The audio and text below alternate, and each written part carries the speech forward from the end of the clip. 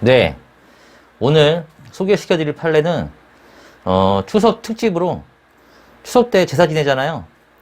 이제 피상속인의 생전행위로 유체의 처분 방법이나 매장 장소를 이제 지정했을 경우에 생전에 이거를 이제 이 사람이 죽고 나서 이제 그 지정한 경우에 효력을 말씀드릴 겁니다. 예.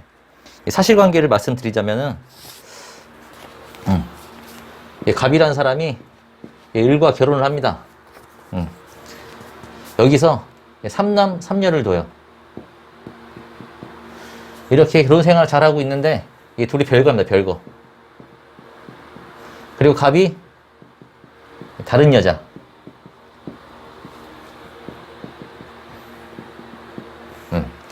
다시 동거라면 동거. 여기에서 또 1남 2녀를 둡니다. 이렇게 하다가 이제 갑이 사망을 해요. 네.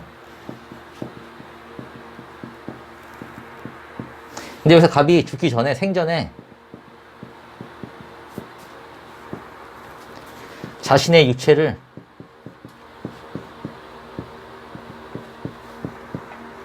매장할 장소를 지정합니다.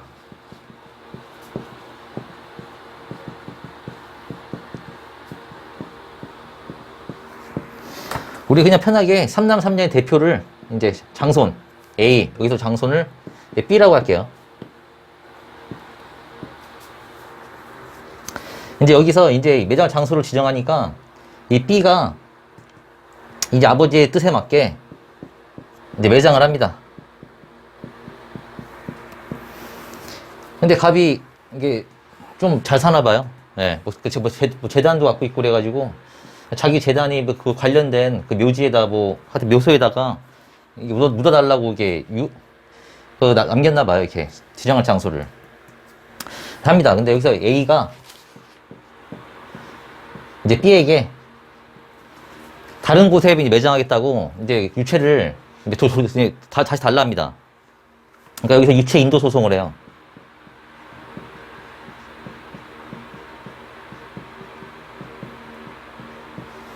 이제 B가 안 주겠죠? 이제 거의 A는 이제 아버지가 이제 거의 이제 바람을 핀 거죠, 바람을. 외도했기 때문에 거의 40년간을 거의 절연한 상태로 살아요. 절연해서.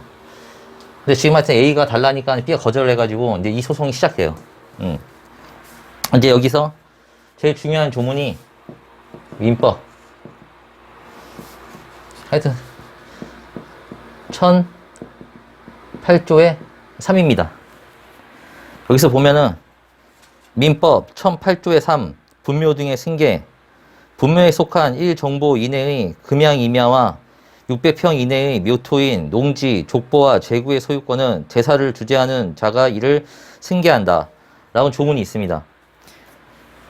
이제 여기서 이제 원심 어떻게 판단했냐면은 관습상 종손이 있는 경우라면 그가 제사를 주재하는 자의 지위를 유지할 수 없는 특별한 사정이 있는 경우를 제외하고는 종손에게 제사 주재자의 지위가 인정된다고 하면서 원고는 그러한 지위를 가진다고 하여 원고의 청구를 인용하였다.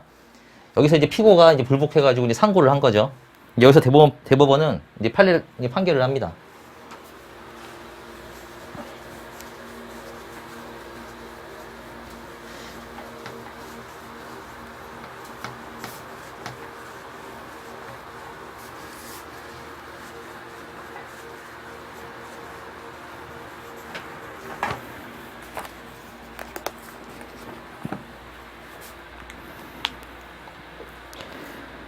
이제 우선 대법원 판례는 제사 주재자는 우선적으로 첫 번째로 협의에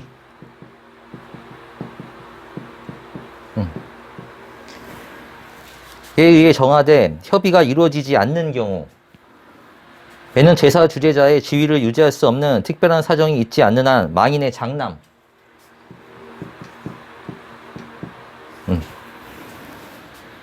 미 제사 주재자가 되고 공동 상속인들 중 아들이 없는 경우에는 아들이 없는 경우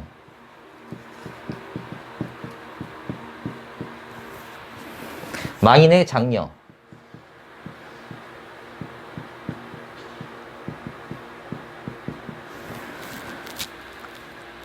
제사주의자가 된다고 했습니다. 여기 망인의 장남에는 이 장남이 이미 사망한 경우에는 그 아들, 그러니까 이제 장손자,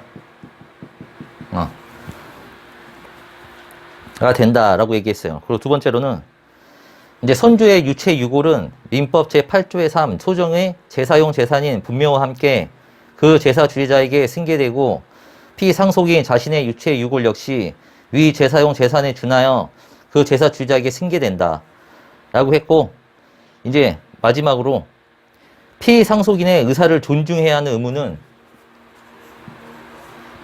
아까 갑이 죽으면서 생전에 지정을 했죠. 근데 이거는 도의적인 거. 아버지 말을 따를 도의적인 의무는 있지만 법적인 의무는 없다 그랬어요. 그러니까 한마디로 뭐예요? 이 A의 손을 들어준 거죠? 장손. 이게 판례의 그 결론이고요. 이제 여기에 대해서 이제 판례 평서. 이제 종래 대법원은 이 대법원 판례가 있기 전에는 종래 대법원에서는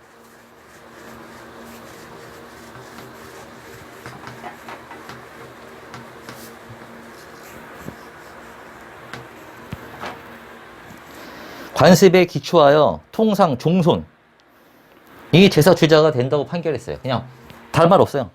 그냥 통상 종손. 그러니까 적장자죠. 장자계의 남자 손으로서 적장자를 지칭. 딱 이렇게 하네요. 종손. 근데 이 판례를 하고 이번 대원 판례 생긴 거예요.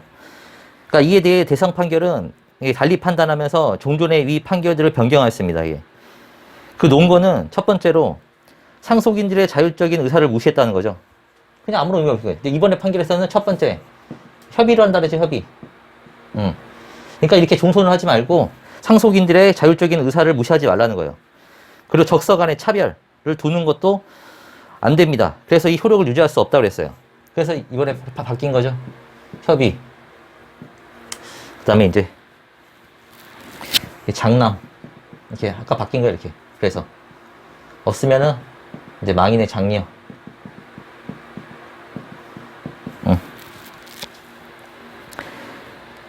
그리고 이제 제사용 재산은 일반 상속 재산에 대한 공동 균분의 법리가 적용되지 않는다고 합니다.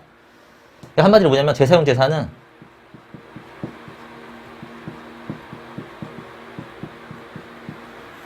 우리 일반 이제 갑이 죽으면 이제 뭐 을, 병, 정 이게 자식들이 있다. 그럼 다 1대1로 나눠갔죠? 이런 일반 상속 재산에 대한 공동 균분의 법리가 적용되지 않는다는 거예요. 한마디로 제사용 재산을 승계할 자를 재산 상속인으로 정하지 않고 제사를 주재하는 자로 특정한 것. 그러니까 이거는 여러 명이 나눠 갖지 말라는 거예요. 제사 주재자. 이 특정한 1인에게 주라는 겁니다, 이게. 제사를 지내야 되는데 규문에서 하면은 제사가 잘 되겠어요? 안 되죠? 제사 주재자에게 주라는 거예요. 네.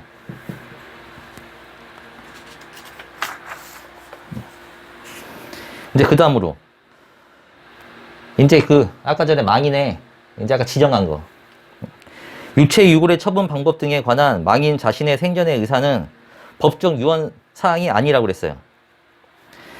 그러니까 자신 생전에 자기의 유체 유골 처분 방법 등은 법정 유언 사항이 아니라 그랬어요. 그러니까 유언이 안 된다는 거죠. 유언이 있어도 이거는 법적 의무가 없다 그랬어요. 아까 도의적 의무. 그러니까 도의적인 의무만 있다는 거죠. 그러니까 한마디로 그냥 지켜도 그만, 안 지켜도 그만. 아버지를 따르면 참 좋은 칭찬받겠죠. 네, 거기에 끝난 거죠. 법적인 의무는 없다고. 그러니까 한마디로 장손 마음대로 하라는 거예요. 그래서 협의를 먼저 하고. 그러니까 전국적으로는 제사주의자의 의사에 따르는 것이 상당하다.